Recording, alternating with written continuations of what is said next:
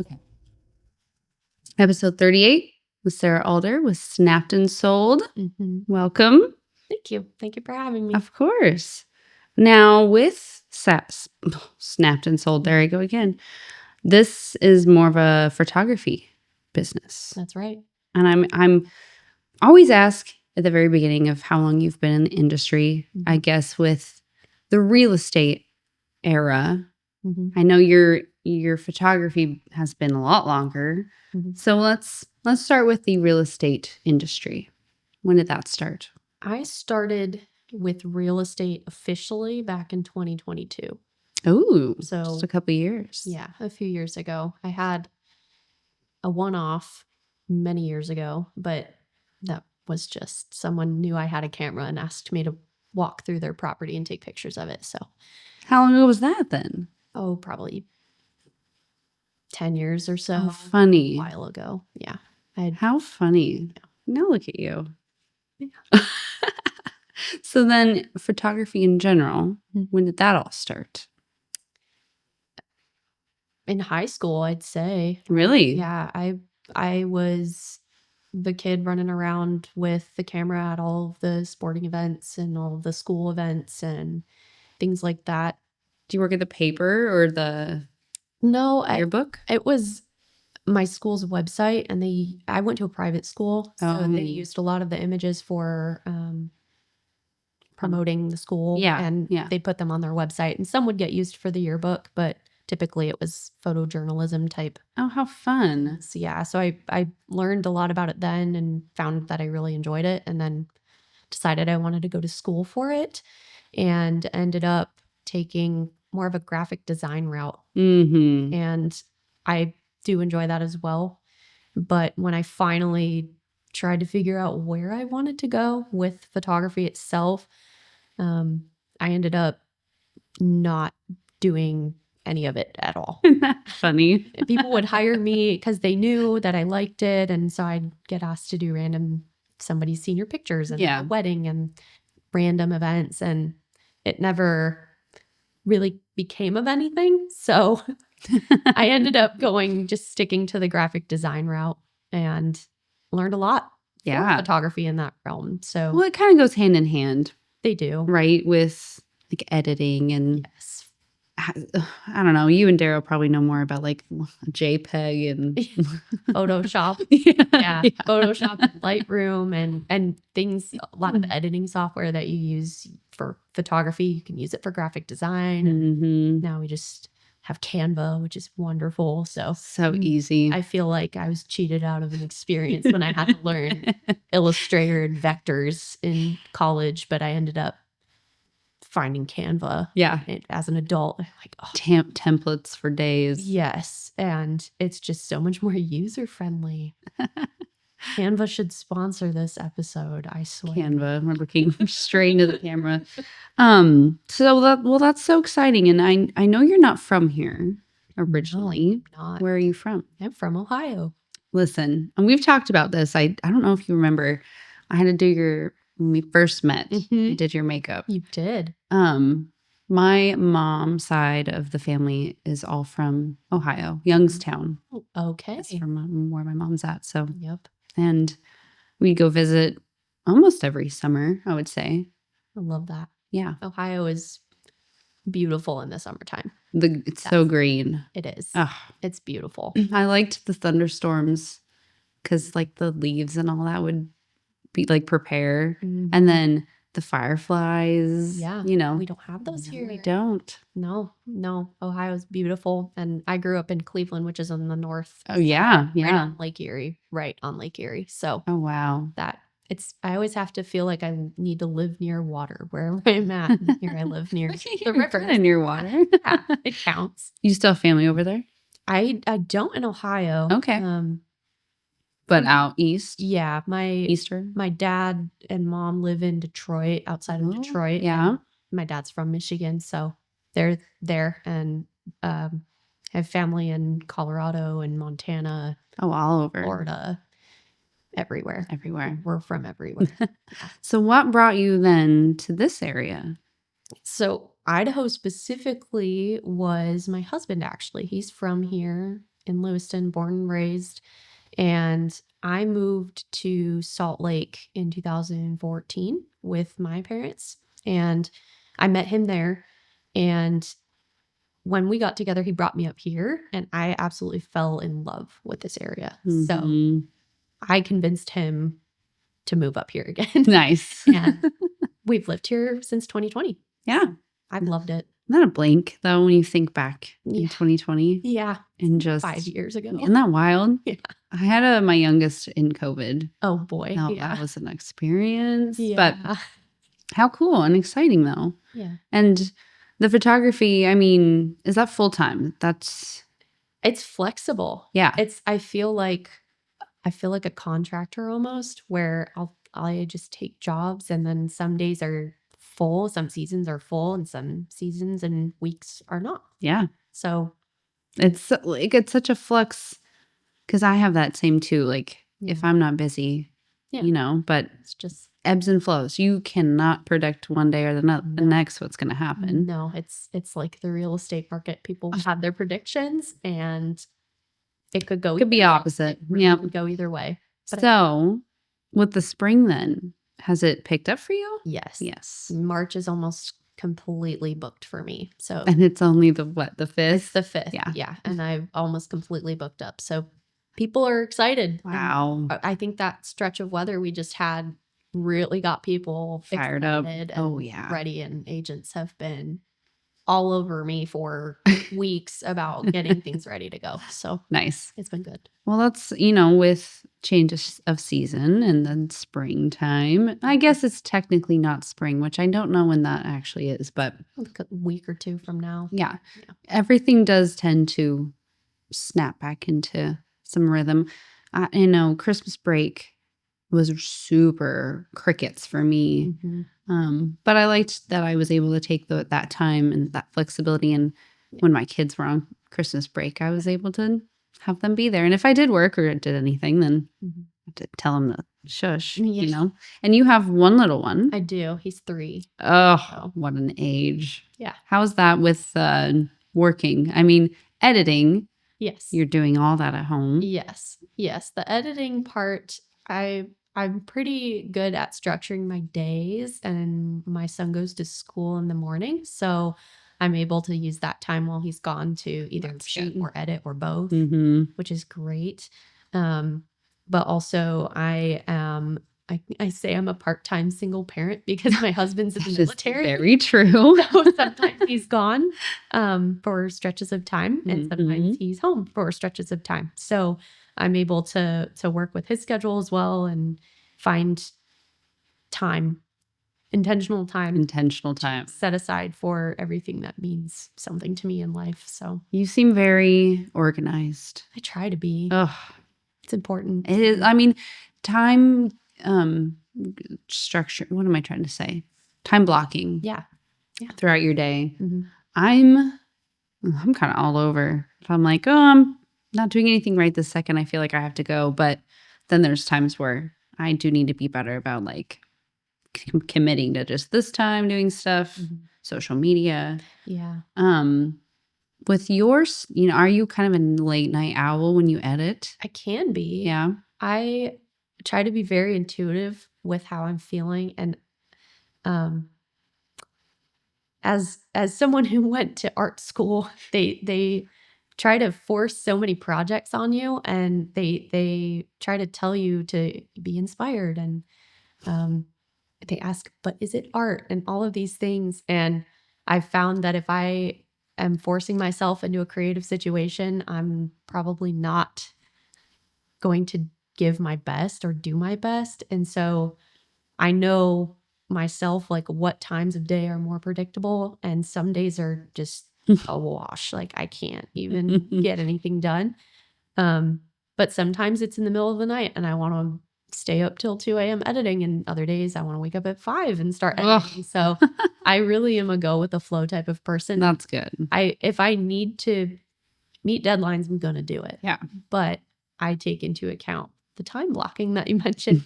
Make sure I have time set aside while I have time. Yeah. Well, because when people hire you, I bet they don't think that whole aspect of how long they're going to take to get, the pictures back. As soon as possible. Yes. That's always the need. That's the ask. The demand. Yes. And I'm aware of that. But it's just the stuff that they don't see, that back end work. Mm-hmm. I would say too, like with taking loan applications and like I talk to clients and I guide them throughout the way, but they don't see the back end of how much things, can take. Yeah.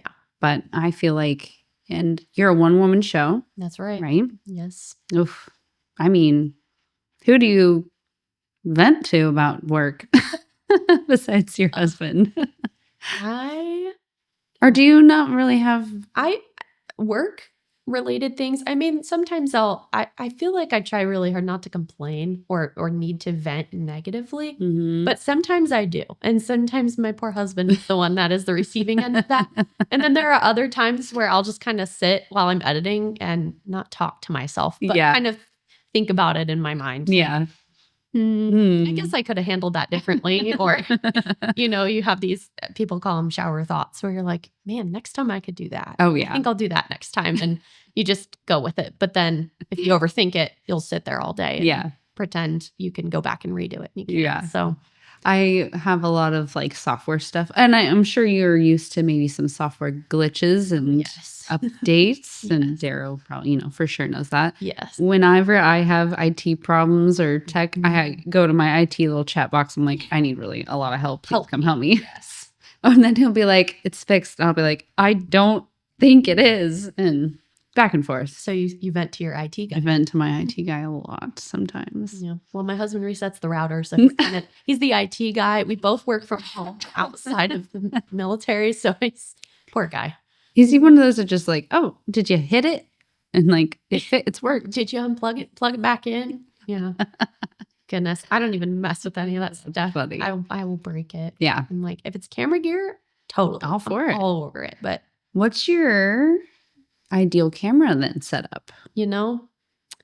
I have an ideal camera setup, and then I have what I have. So, okay, well then let's start there. I have a Canon 6D, which is a standard full frame Canon camera. Yep, just not very big. Sure. And it's very simple. You'll find a lot of my workflow and gear setup are very simple, and I like it that way. But that is my current, and I'm fine with it. And I have a 16 to 35 millimeter L series Canon lens and a light, a sensor for that light, and a tripod. That's all you need. That's what I show up to my shoot with, and that's all I need for what I do. That's all I need. And if I had a dream camera setup, I would definitely go mirrorless. Any, Nikon, Sony, and Canon all make great mirrorless cameras. So any of those. But, those things are expensive. Oof. So aren't they? I have a friend that's I have a few friends that are wedding photographers. And my one friend, she lives in Mountain Home. Oh, okay. She'll do film on camera. Yeah. And that camera is really cool. Yeah. But beautiful. How much she has to like bring in then her film to her, I don't really know what you want to call it, a developer? Yes.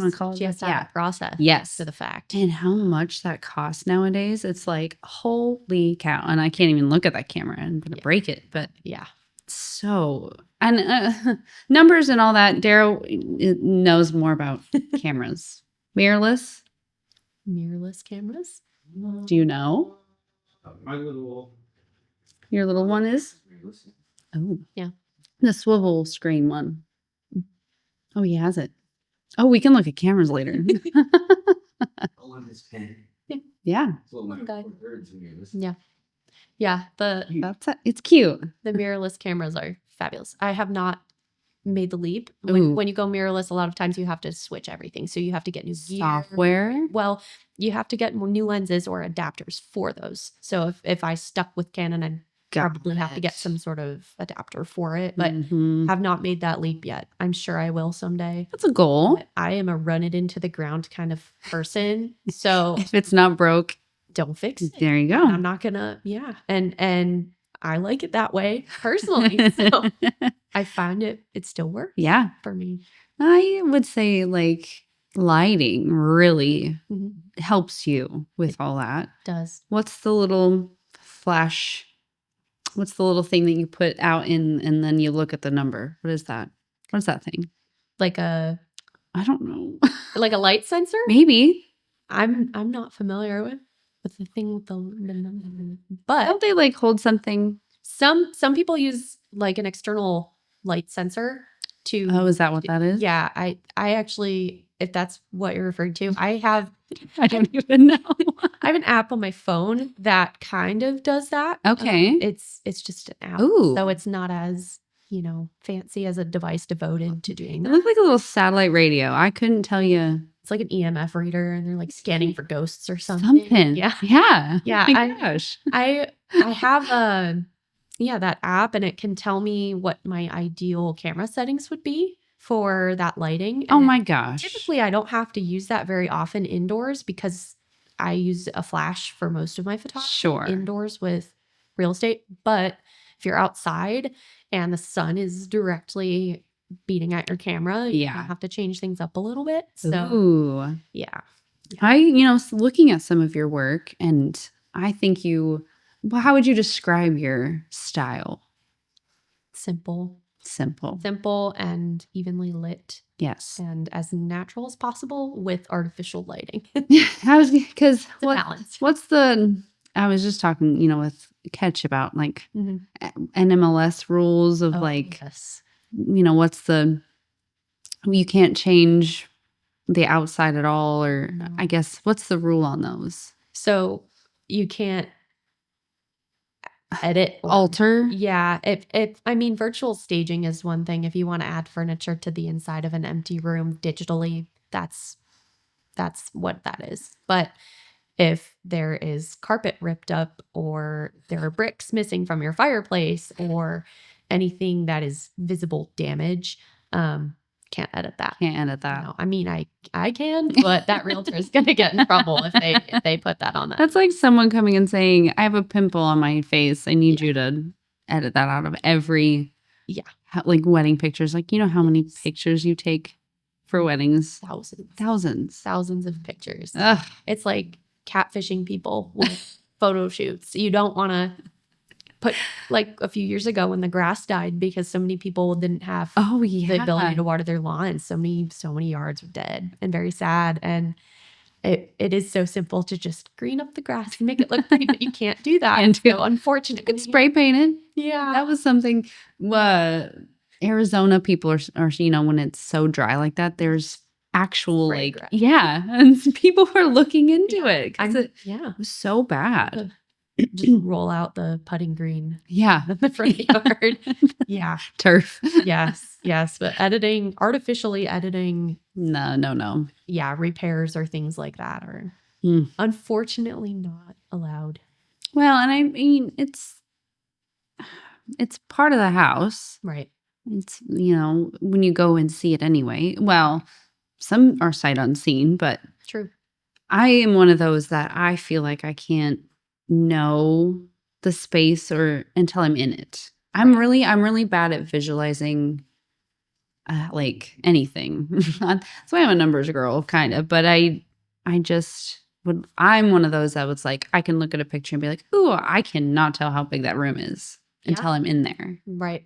Are you kind of like that, or are you very like you can map out and get like a spatial awareness? Without being in the space? Yes. And it's a mix between the numbers and it's a mix between using things as scale. Yeah. So, we use modern things to measure things with tape measures and apps on our phone that measure things for us. Yeah. But when I go to prepare for a photo shoot, pretty sure there's a helicopter flying over right now. It's going to the hospital. Oh, it's the life flight. It's the life flight, but it's like it sounds like it's hovering on top over the building. I called in a helicopter. They're gonna pull me out of the ceiling. Someone just comes busting through. I am so easily distracted by airplanes. So when I go to these photo shoots at these houses, before I go, I do my homework. So this, oh my goodness, If the FBI had access to what I Google about people's houses, they would I'm probably on some sort of watch list. But it's not about the people that live there. It's about the property itself. So me and the Nez Perce County Assessor's map are like besties. So do you have a favorited? I do. Favorited? It is a pinned tab on my browser. And whenever and some agents don't tell me until the day before the address. And I understand why. But some of them are like, hey, in 3 weeks, I need you to go shoot this house on this street. And so I'm like, great. And I go in and I look up whether it's in Asotin County or Nez Perce County or Latah County or wherever. I'll go into their assessor map and I'll look up the property plot and I'll look at the floor plan and I will visualize, okay, this floor is 1,000 square feet. And this floor is not. And this is what they have in the backyard. And this is garage and this is not. Gosh. So there's homework. And I don't know if everybody else does this. Sure. I do this and it helps me plan ahead. And so I'll do all that. I'll look at everything. If there's pictures of it from a previous listing, I'll look at that. Ooh, okay. I'll look at the Google Street View, try to get where the sun's going to hit it at certain times of day, all of that. So I'll go into it and typically if there are pictures of it, and many times there are, I can look at, okay, they have a couch up on that wall. It's pretty big sectional, so that room's probably pretty big. Or if the ceilings are super high and the pictures don't show a ceiling fan, but I know there's one in the house because I saw it in another photo, I know those ceilings are probably 11, 12 feet. So, look at you. I know about investigator. Yeah. That's why I'm saying I'm probably on some sort of watch list of how many addresses I've looked up. But that's so cool, though. I mean, I wouldn't have known if I would have needed to hire someone. I don't like. Here's the address. Yeah, go after it. But right. Wow, how much prep. Yeah, and that's why I like keeping. It sounds not simple, but that's why I like keeping it. That is simple for you because I can plan it ahead of time and visually walk myself through the house, and then when I get there, I know exactly where I'm going to stand. I know exactly what I want photos of. Yeah, and that's not always the case. Sometimes I go in blind, but sure, I figure it out. Especially if you're doing like a couple in a day, and how long. What's your average, I guess, time that it would take to do a whole house? That probably depends. It does depend, but typically about an hour to an hour and a half. Okay. And that's just your average 1,600 to 2,000 square foot house. Yeah. So, and if it's way smaller, it takes me less time. So when someone books you, do you have packages of like how many per, or do you just give them the amount of pictures that you took? I give them as many photos as I've taken. As long as it didn't turn out terrible, I don't hold back. And there you go. Sometimes that's way more pictures than they're allowed to upload to the NMLS. And other times it's just the right amount. So. Yeah. I can't talk. Smorgasbord. Yes. Of photos. But But you don't limit it. Like, no. You only get 5 or 10, No. The only time that's the case is if someone wants just an exterior photo, like a twilight photo or sunset photo. Mm-hmm. In that case, it's typically 2 to 3, but sure. Otherwise, I don't limit it. Especially with those, like you said, the angle and the set. Do you have a favorite time of day to shoot? Yes, mornings. Typically, mornings or afternoons, but usually mornings. Mornings. Yes, and I find that's when the weather is the nicest most of the time. Yeah. It's clear. It's not super windy. Yeah. The sun is usually low enough in the sky, but not right on top of me. So blazing. Yeah. It's funny that you say that because we used to have a hot air balloon in town. Oh, really? Yeah. I didn't know that. Oh my gosh. I worked on it. And the only reason why I worked on it is because they did it right by Walker Field. Like, all the brown doctor's offices right on the top of Brighton. Mm-hmm. In the fields, there's now like they're building houses and stuff back there too. Mm-hmm. But they had a hot air balloon and I was walking early one morning and I walked over and they were doing a flight and they were like, if you're wanting to be on the crew, you just show up in the morning. So, and they set a balloon in the air and it depends if there's wind or like how stagnant the air is. Like if there's no wind, Yeah. Because you need some. A little bit. But they measure it with a balloon in the mornings, and then that's like the best time to fly. It's because it's quiet. It's calm. Yes. Yes. So I totally understand that. Yes. How cool. Yeah. But I would say, are you a morning person? I didn't used to be. I am now. You are now. Having a kid really does that to you. I swear. And I still can't. yeah, I don't know how I do it. I don't know what the switch was, but you just go. You just go. What's the earliest in the morning you've shot a house? I think the earliest would probably be like 8. Okay, not too early. Yeah, in the summertime, and this is the farthest north I lived. That sounds so funny to say, but this is it. Lewiston, Idaho gets. I mean, in the summer, you get sun at like 4:30 in the morning sometimes. Oh yeah, and you can see light in the sky at 10 p.m. And yeah, the earliest, was probably 7:30, 8 o'clock, but that was in the summer, and it was a very specific situation, so it had to be that time. Early. Yes, but typically around 9 or 10 is my ideal time. Yeah. Well, and okay, maybe this is a dumb question. Evening is always golden hour. Mm-hmm. What's like sunrise? Is there a sunrise saying? I don't know. Oh. There's blue hour, which is when things are dusk. Blue. Essentially. Yeah. Okay. Dusk, that type of thing. Uh-huh. I don't know if morning has a golden hour. I would know this. Well, I need to learn you need about to Google the it. sensor, and I need to learn about morning golden. What's that? You're going to ask Google. What's the thing that people put out? Yes. Between Googling addresses, there's just going to be one. My FBI guy's going to be like, what? When I do trivia at the brewery, I do trivia every other week. Mm-hmm. And then I do bingo in between. But I'm sure my Google search for all of my trivia that I've done is an ungodly random. Yeah. Yeah. Yeah. So your algorithm doesn't know what to do with you. No, not at all. It's kind of all over the place. They get some really strange ads for things. I can't stand when my phone does listen to me. Yeah. Or there was one time I think I was thinking in the car that I needed something. Mm-hmm. Something so stupid as like it was like pimple patches or something that was just, like random. Yeah. And then of course I put on my phone and it's the first ad that I was like, yeah, you can hear my thoughts. It can. I don't like that. Yeah, it's crazy. Tech. It freaks me out. What do you think of the AI Photoshop? It's helpful. Yeah. Specifically, there's a feature called generative fill, and it's great for helping erase things. I typically don't add things to my photos because of I don't do virtual staging or anything like that. But if there is something that like a piece of garbage or a garbage can or a vehicle that a realtor asks me to remove, I just circle it and generative fill. I tell it a prompt and it erases it. And sometimes it doesn't quite get it. And a little wonky. You'll get these like horrific images of this like deformed human or something that looks terrifying because it thinks, oh, that's a trash can. I'm going to put a weird looking right I'll there. put a face on there.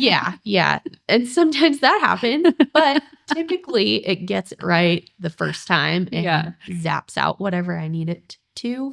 Funny. But I have not dabbled in any of the other AI editing features yet. Oh, Dara was, when it first kind of came out, we were playing with it.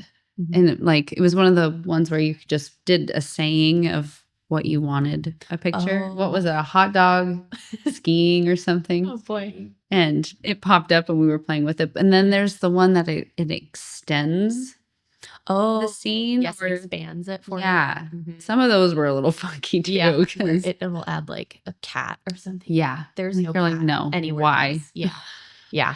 I like that you think of it or use it as a tool. Yes. And not a negative. Because there's so many of the back and forth of how many people like AI or ChatGPT and those kind of things, but they are helpful.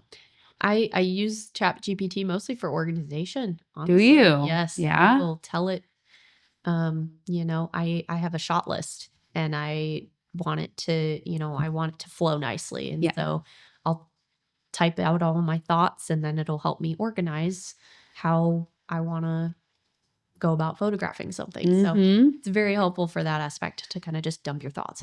Thoughts. Oh yeah. And I feel like I will put like just marketing ideas or like funny sayings for someone buying a house, just things that ideas. Yeah, to bounce off of. Like a person. I would say if you're chatting and you're like, throw out ideas. Yeah.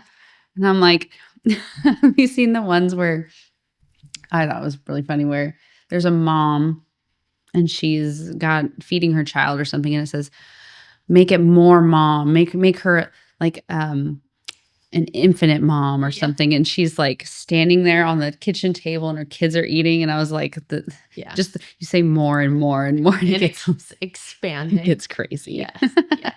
Yeah. Those are so funny. I know.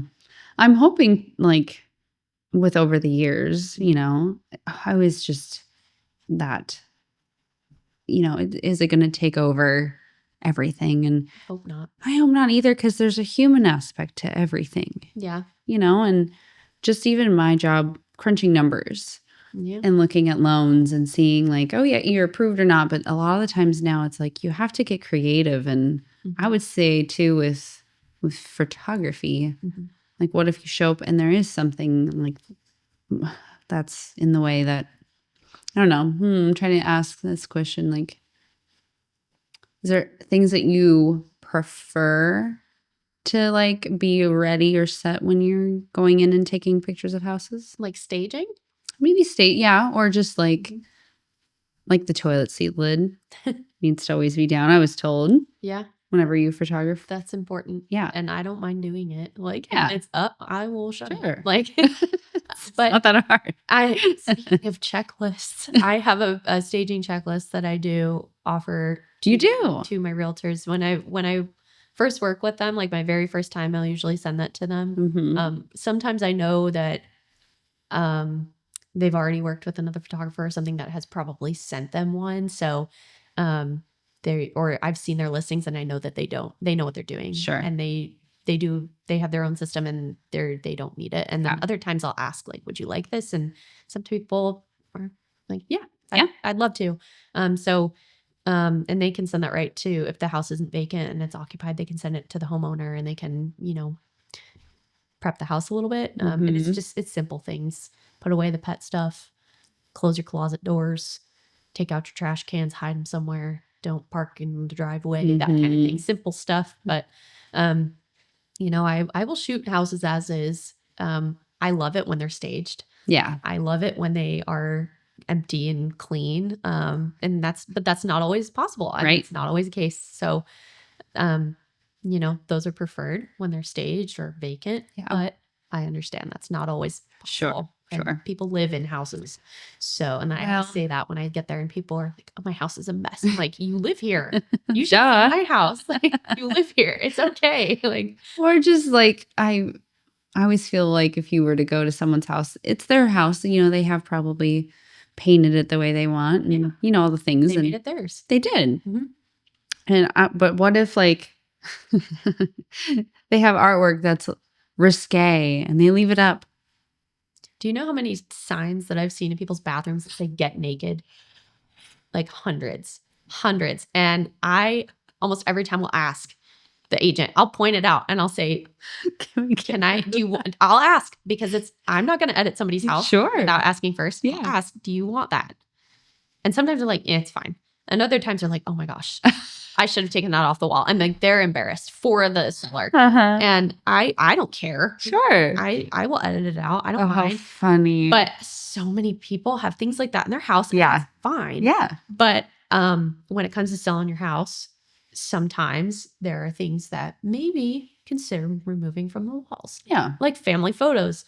I love a good family portrait. Sure. Maybe if you don't want to be on the internet forever, take your pictures off the wall. Or I can edit them off the wall. Sure. But things like that. Just unique. Strange. Yeah, I've seen strange things in people's houses, but usually they don't care. Yeah. They live there. It's their house. I'm just there to take pictures of it. Well, and I like here is just the style is, we have the split level houses. We've got Normal Hill, which has some uniqueness. Do you have a favorite like style or area in town that you like? I do like Normal Hill. Normal Hill. Yes. That is just because of the historic aspect. So many of those houses are unique, very, very unique, and are old and have a lot of character and a lot of history. And I have always appreciated the historical aspect. The basements in some of those houses are absolutely terrifying to photograph, but beautiful nonetheless. But yeah, I really do like the Normal Hill houses. Yeah. And then some of the new builds that have been coming out recently, just about every house on Cougar Ridge is beautiful. And I have yet to photograph one out there. Ooh. But I love those houses. And then there's a cul-de-sac in the Orchards right off of Preston. I believe it's Black Hawk. Yes. And there's some new ones on there. I just photographed a couple weeks ago. There's one there and it is so pretty. Ooh. And light and bright and beautiful and ideal. I think it just closed. So cool. Absolutely gorgeous. But I love a new build and I love an old historic home. Charm. Yeah. Mm-hmm. Yeah. Something though that's not so cookie cutter. Yeah. In some of those. It's different. What's something layout in town that you've got to photograph that you thought was just like different and unique? Well, my most unique listing I think I've ever photographed isn't in the valley. Ooh. It's up in Troy and it's a castle. It's actually a castle. No way. Yes. There you go, Dara. There's your castle. We need one. I don't know if it's been sold or what, but it is a actual no way. Yeah, and it was featured on MTV Cribs at one point. What? Yes, and the agent reached out to me and she asked if I would come photograph it, and I couldn't not have responded faster. That's so cool. Yes, and it's Dara, you're gonna have to look it up. It was built, I believe it was built in the 80s, but I mean, it is a castle. Like it is built like a castle and it is MTV Cribs. Who's Crib? I don't know. I don't know if the name of the owner is on there. There was an article about it from a local news station. And that was back when MTV Cribs was like a thing. Yeah. So, a while ago. But that was probably my most unique listing because it wasn't a house. No. It was a castle. I mean, you walk in and it's a turret like a castle has. That's and it's so power. cool. And it had the high vaulted ceilings and there was this spiral staircase going up and it had, I mean, technically it wasn't a dungeon, but it was a basement that was massive and it had like a wine cellar in it and it's super cool. It's beautiful. How and it's wild. in the woods and random Troy, Idaho. Yeah. You'd never know. No. If you didn't know it was there, you probably would not. No know. way. Yeah. Well, now we got to do some research. Yeah. Yeah. It's gorgeous. It's absolutely gorgeous. Daryl looks at what's the website? It's called Castle List. Castle List. It might be on there. They got like castles for sale in Italy and Germany. Oh, see, those are real castles. Those are Those are the real deal. This is a Americanized version of it, but it's still super cool. I feel like that's your in, Daryl. Yeah. Well, we're gonna do one on the hill. Normally people think castle and they're like, castle, and here it's legit. It's how wild. It's beautiful. Oh, that's so cool. Yeah. Well, it's gorgeous. That took me by surprise. There's a castle in Troy, Idaho. and it might be for sale. That's wild. Yeah. I did talk, with Catch too about knowing information way ahead of time. Yeah. Secrets. Is it something that you are really good at keeping? Oh yeah. Yeah. Yeah. It's exciting when you get to do a listing or someone that lives in that neighborhood or someone that's been looking for a house like that and you want to just tell them right away. Mm-hmm. But yeah, you're almost sworn to secrecy by the rules. You sign non-disclosures. Basically, yeah. And I know it's like a photographer security clearance, or like, no, you cannot talk about You have this. a badge. Yeah. I'm allowed on the property. Yes, I am. I'm pressed. But yes, it's hard sometimes because, especially when, like, I'm sure the other photographers will say this too. They get really excited about a house, like this castle. Yes. You know, and you're like, oh, this is going to be so cool to share. I want everyone to see this. Or, you know, it's a really cool property, or it's really exciting, or it has a crazy looking living room. Like, I cannot wait to put this on the internet, but you have to wait. Yes. And I know I'm in the clear once it's listed, then I can post whatever. But it's hard sometimes to not share right away. The excitement, or like, ooh, I know this house over here is going for, you know. Yes. Yes. And oh my gosh, my poor husband, I will drive. I'm like, I shot that house. I shot that house. I shot that house. And he's like, well, does it have a basement? Because he's got to have a house with a basement. And I'm like, no. He's like, oh, okay. Not interested. Yeah. He likes a house. He's got specifics. And everybody does. Yeah. We bought our house because of our yard. Like, if I was to think back on when we first were looking. Yeah. But yeah, I've been in style. Yes. With the new builds too. Right. I know we were talking about that on the builder episode we just posted. Oh yeah, that was so fun. Yeah, it was really fun. It was freezing. Yeah. Because the sun, if anybody watches that episode, I was blinded for like half of it because the sun was going down and I couldn't see the boys after a while. I was just like, oh my gosh, it's just so bright. And then the sun went right over, and then I think we had just like minutes left on the tape. Right. And it got cold. It was just, it was a cool day. Yeah. Darrow's and I's first out of the studio. On location. Fun. Yeah, that was really fun. Yeah, I like that. I, not much for photography or, knowing certain things, but like a watermark, I guess. I'm just trying to think of anybody that would have questions like about, like, why have the watermark? What is a watermark? A watermark is just, typically people use their logo or their name and they'll put it on an image so that if that image gets shared, they are credited basically, physically with their name or their logo on the photo.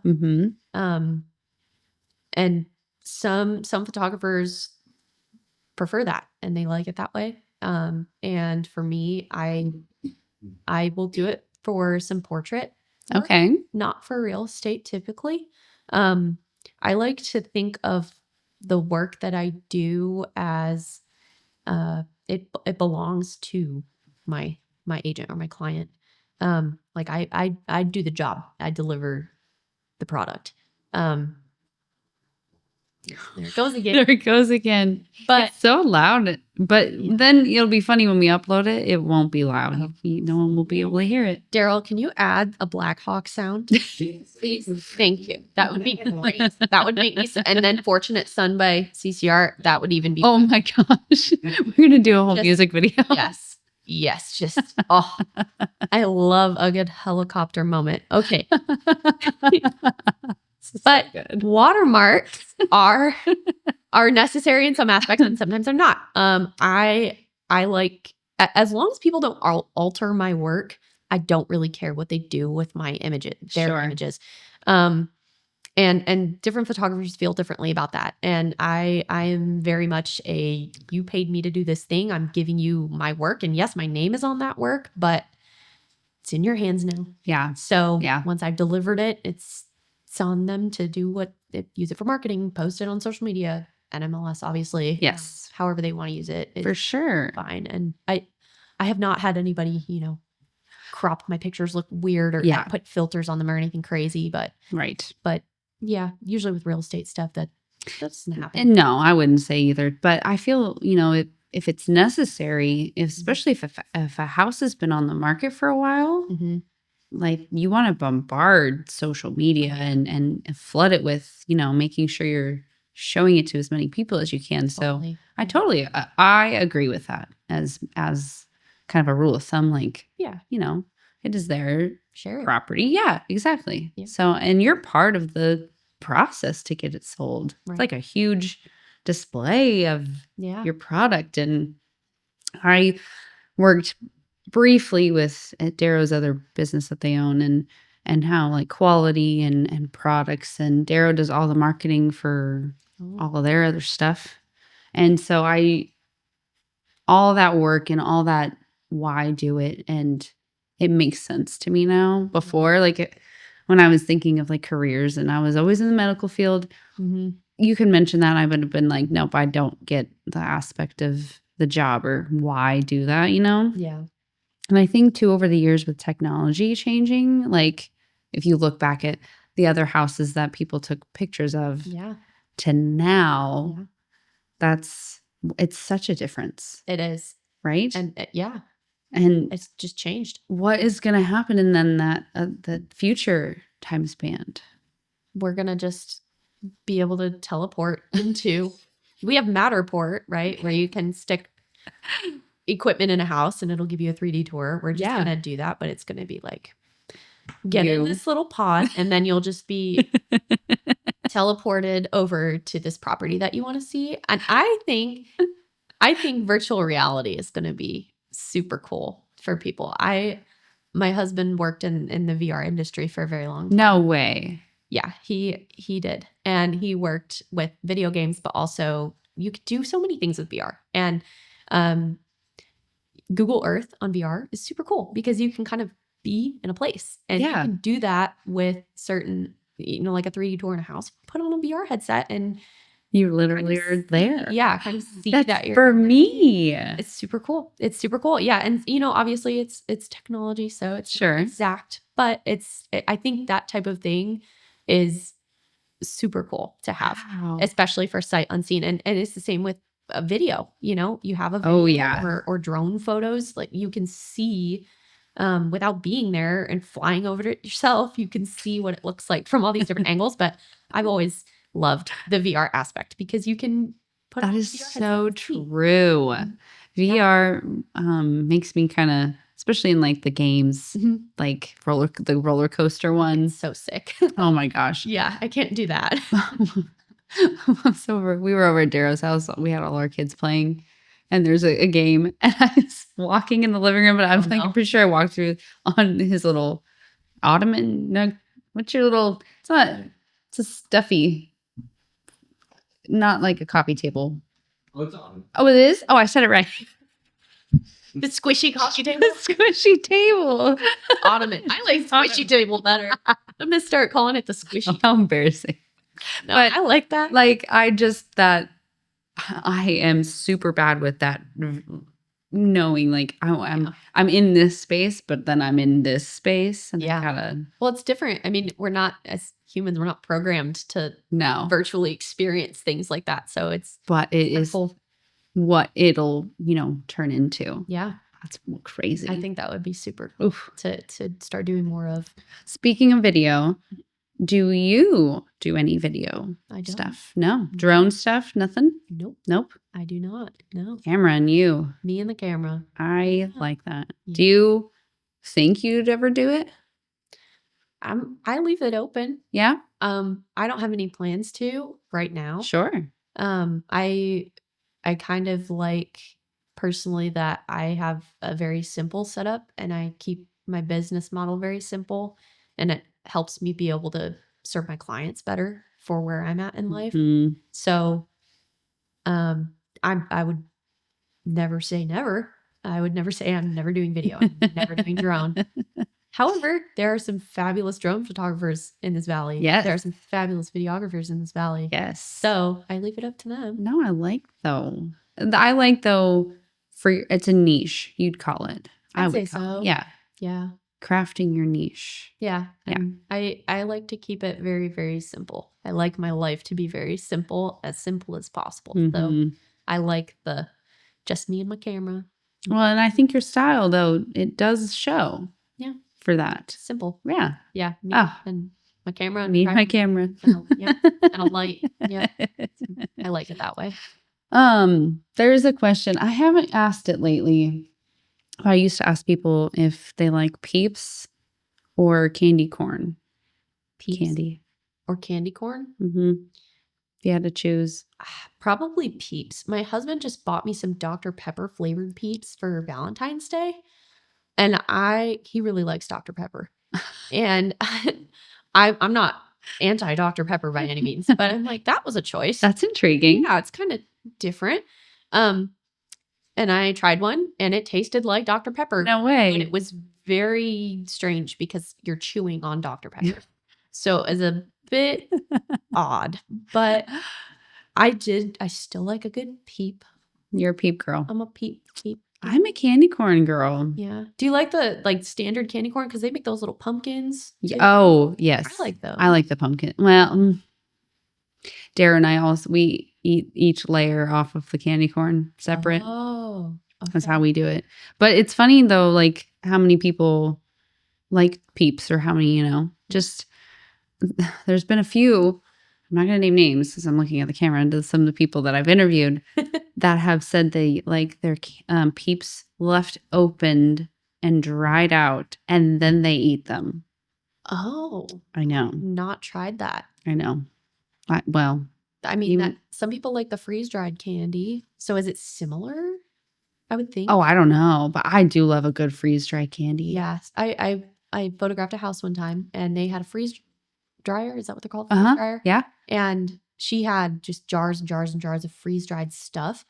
And they had like candy. And the agent was really cool with these people and just opened their pantry and opened the jar and was like, here, you want to try a freeze-dried gummy worm? And I'm like, yeah, okay. And sure. It was crunchy and weird. It was like a Cheeto, but it was a sour gummy worm. It was crazy, but I liked it. I don't know. Oh, I love it. I try to not try stuff. I feel like I've had a couple friends that just do it at home.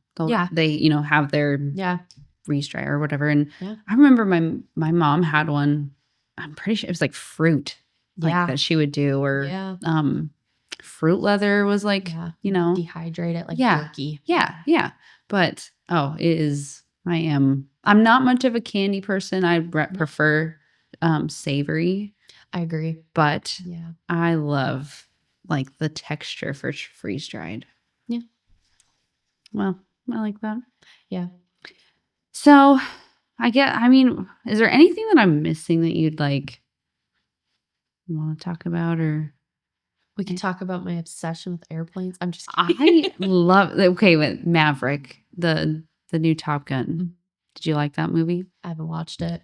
And let me tell you why. Okay. I am an old school movie person, and not that I don't think modern movies are great, but anytime a movie gets rebooted, I'm very hesitant to watch it. And not because I don't think it's going to be good, but because I feel like the feelings that the original movie gives me are going to be altered.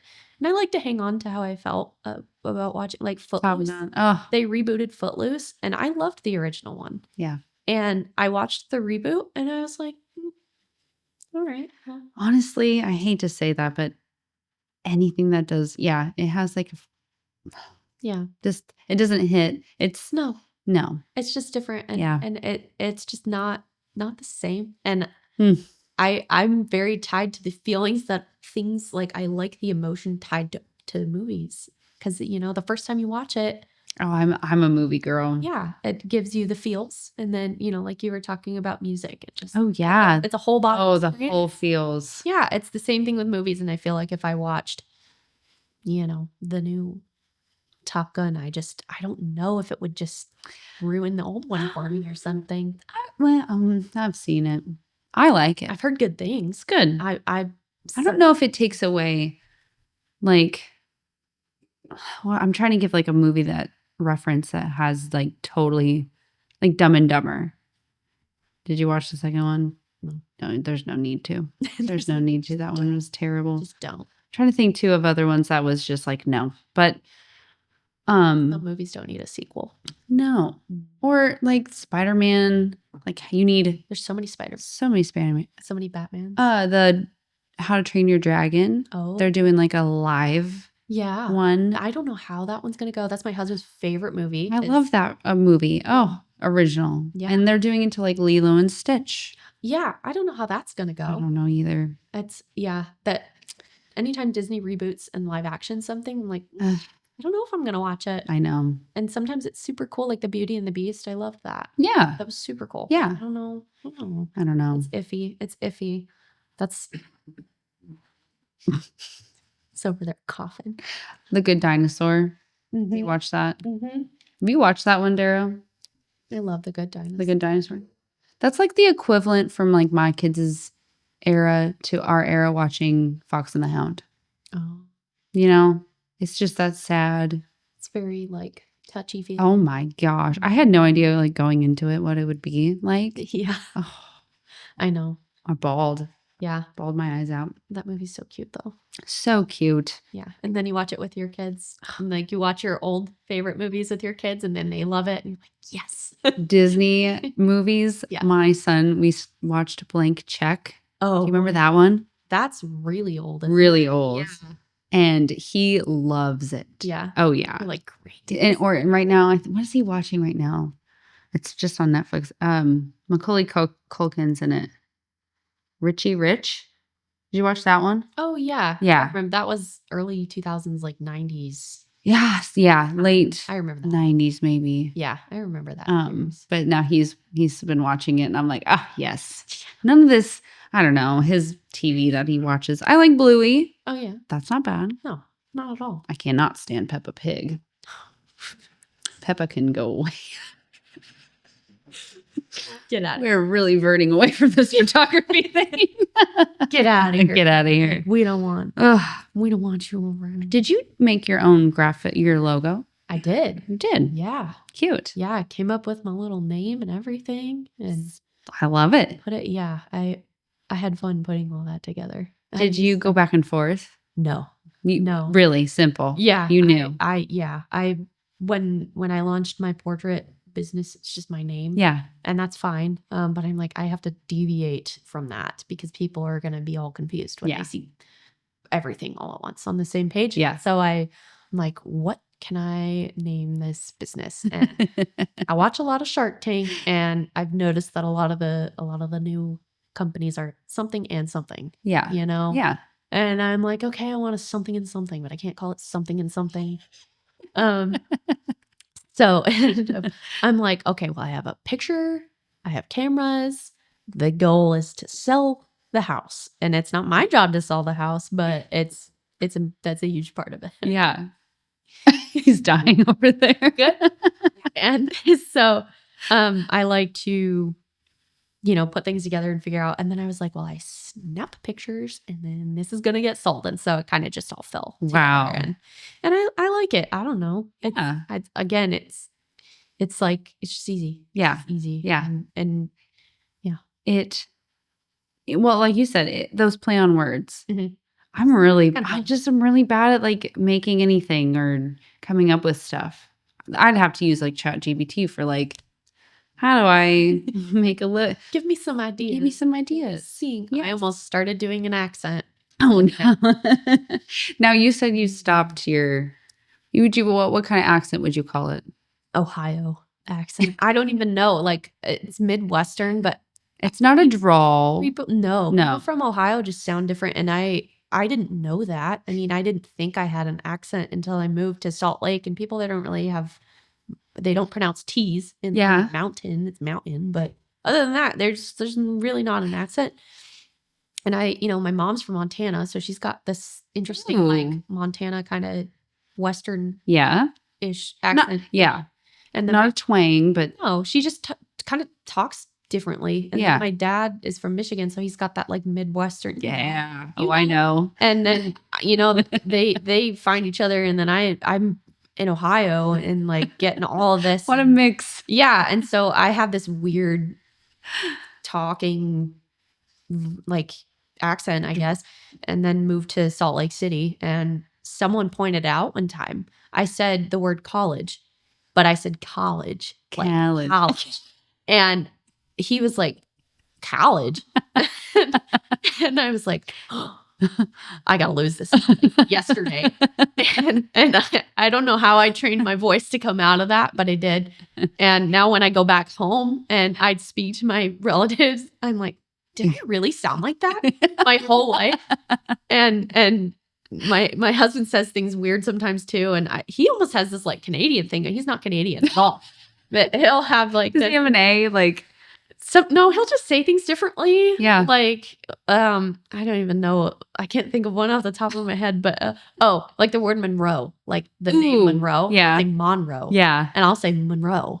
And it just like random things like that. But he will say things that sound like Canadian accent. Yeah. And I'm like, where is this coming from? But it's things like that. So, and then moving to Idaho after living in Salt Lake, moving up here, there's no difference. Idaho has no accent. No, what I've noticed. We're really basic. It's very simple, but that's fine. Yeah. That's fine. And you know, we have fry sauce. That's true. We have fry sauce. We got huckleberries. Yeah. My favorite thing. We got all kinds of wildlife. Yes. For days. Everywhere. Yeah. Many of them have photobombed me at photo shoots and have jumped out of the woods and scared me to death. But oh no. Yeah. But that'd be funny to have like follow you through like a shoot. Yeah. And like a what do you want to call it? A GoPro, but like have it facing you. Yeah. I need one of those like 360 cameras. You know, the people like ride bikes, motorcycles and stuff. The one there where they're holding it in their mouth and it's just like yeah, and they're like and it's this creepy angle. Yeah. And they're like that would be ideal. The whole time. Yeah. Ridiculous. Cool.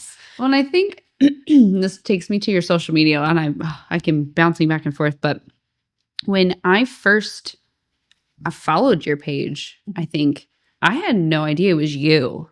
And then you did introduce yourself on there. But it was like for the longest time I was like, oh, who are you? Yeah. And I was like, who's the person behind this? It's this mysterious snap mystery. And I was following it and then all of a sudden I was like, oh, it's Sara. Yeah, it's me. How funny. I took a little bit of a hiatus for a while because my husband was gone doing military things for 6 months last year. So I took a break from it from a bit. So I didn't post a lot because I wasn't trying to advertise myself because I was super available. So he came back and I was able to kind of revamp things a little bit and rebrand slightly, not really, but just prioritize that more. And so I took myself a nice little headshot in my living room and posted it and said, hey, it's me. And, you know, like you said, my name's not really on it. No. And so I just decided to introduce myself like, hey, there's a face. This is not me. a fake account. It's me. And my old headshots that I had done, I looked a little different. My hair was red and I just looked different. So like I will update this. And I decided to just tell people who I was and put a face to the name. Yeah. And you know, a lot of my referrals are just word of mouth, like people, other agents, 100%. you know, they're the network masterminds. They are so good at that stuff. And they'll just tell somebody about me and I'll get a text from a realtor saying so-and-so sent me your way. Yep. Or even one of the other photographers will send somebody my way. So yeah, it's funny because I feel like I'll show up to a shoot and people have only heard me on the phone and they expect me to look differently than I do or something. And like they don't know it's me or they don't recognize my car. And so I'll like go knock on the door. I'm like, this person's going to think I'm like just some random girl. So I feel like I need to start putting my face out there more and there you go. Talking to people. And posting more pictures of at least me in the pictures and you could have been a mystery for the longest time. Who is this elusive photographer who's knocking on my door? Yeah. Who is this person? No, but safety is important. When photographing these houses, you don't want to just go bang on the door and you're at the wrong house and the neighbor's like, get out of my house. So you haven't had to break into a house yet? No.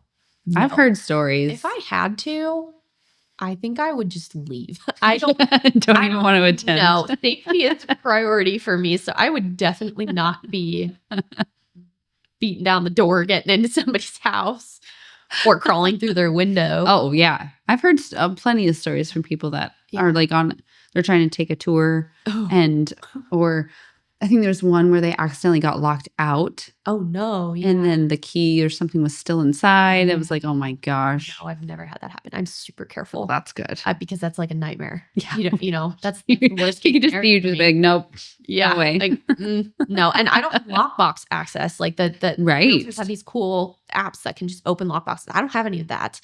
So if I shut the keys in the house, I have to call them to come back and open it for me or whatever the case is. And I don't like doing that. I do that. And no, I don't. And some of these houses really creep me out. Some of them are absolutely terrifying, and I want to get the heck out of there as quickly as possible. So I'm overly careful. I did an open house once that we're standing there and the realtor's like, oh yeah, this place is haunted. And I was like, what? You're like, great. She's like, oh yeah, I've seen them in the house. Like I saw, I was like, oh my gosh. No. Yeah. Well, that's the thing. Maybe I'm wrong, but I'm pretty sure that if somebody or some significant thing happens in a house, they have to disclose that to some degree. Well, Idaho is a non-disclosure state. Interesting. I think Washington is. Okay. Right? I don't know. Oh my gosh, I should know some of this. Idaho's is not. Okay. But I don't, again, that's like a fine line. I don't know. So if you're in Idaho and a house is haunted, the agent does not have to tell you. But if you're in Washington and you're in a haunted house, they have to say so-and-so died here, or this place is haunted, or paranormal activity. Interesting. Yeah, I'm sure that I have been in a few houses that were something final. Oh, I just got the shivers. Final resting places for some people, but it can be spooky sometimes, and I don't. Dark corners. Yeah. I don't like being alone in houses sometimes because I can you just feel it and you're like heebie-jeebies. Yeah. And I don't mind if someone passed away and it's like an estate house, that's very different than like negative, like sure. You step in and you're like, oh, this is weird. Something. Yeah. Something's off. Yeah. Or I'll find like drawings on a basement wall and I'm like, they were doing stuff. I'm gone. Yeah. I've seen some of that and I'm like, oh no, do I really need to shoot the basement? No, I got enough footage, right? Yeah, I'm good. Yeah, it's oh no. Yeah, it's pretty creepy, but most of the time that's not the case. Yeah, not the case at all. Well, I wouldn't. Yeah, what's the average? No, it's like 1 to probably 70 or 80. Like every so often it'll come up, but I'm worried about like hazmat situations too. Oh yeah. People most of the time people come through and they'll clean the house and it's super nice and it smells like pine salt or whatever and it's beautiful and freshly cleaned. And then other times it's interesting, almost abandoned place or something along those lines, or it wasn't cared for very well, or whatever the case may be. Sure. And it'll have a smell, or it will be kind of creepy. And my job is to photograph, and nothing else. Yep. Sometimes I will want to just you're in put on a hazmat and just clean up, take a shower. Yeah. I start to get and I just touch as few surfaces as possible and get the heck out of there. And normally I'm good. But every so often I'll be like, there's some there. Oh yeah. And I've been in my fair share of houses that just, I'm not a butterfly or moth person. And I remember distinctively, like I'm from the outer skirts of towns, like small town. We were at a house and the outside light. And I looked up and there was just bugs. Oh yeah. Just oh my gosh. There. And then I always have this fear that bugs are going to get in my hair. Oh, yeah. I hate it. Oh, yes. The gnats that we get around here occasionally. Oh my God. Yeah. Well, what if that, like you're photographing outside and there's gnats everywhere? That has happened. What do you do? Well, sometimes it's not super visible and it's okay. Or it'll only be like a few little dots and it's not super noticeable. And then other times I'm circling like 40 or 50 little ones and trying to edit them out. And it's just obnoxious. Could you imagine back in the day, like every single one? No. Taking them out. That would take so long. I didn't even think about that. It would take so long. And bugs usually aren't a big deal, but it is annoying when you have to, or if like you're in a house and there's like dead flies in the window. Yeah. And you're like, spider webs. Get rid of those. Yeah. I call the spider webs like permanent Halloween decorations. And yeah, I'm not a bug person either, but thankfully I don't really have to deal with that too. Oh, that's good. Yeah. But most of the time I get there, it's clean, it's happy, and it's nice, and it smells good. It's just every so often you'll get little bits in here and there. you'll get a weird one. But I know. Give me the spine tingle. Creepy crawly now. Well, I don't know how long we've talked for. It's I can't tell. I can't. Yeah, it's been a while. We have so many gigabytes in the that usually I have them on. I'm on like So many gigabytes. So many gigs. So many gigs. each of them are like 40, 50 gigs each episode. Yeah. It's raw footage. I don't know. I see. I don't know any of. What was it, like a millibyte and a? How many millibytes are in a gigabyte? I don't know. I don't know any of that. But I know how many gigabytes I need to have for a memory card on my camera. see, he knows that. Yeah. I just know in the feeling of my heart, I'm like, we've been talking for a while, and I've taken up a good chunk of it beforehand, even before we got started. Well, Sarah, I really appreciate you coming on here. Thanks for having me. Of course, getting to know other people, not just realtors, but how much you're involved in the whole industry itself. Yeah. It's a big part of it. So might as well get to know everyone that's involved and knowing your name, the face. Yeah. And I appreciate you coming on here, and cheers. Yes. Cheers. Thanks for having me. Of course.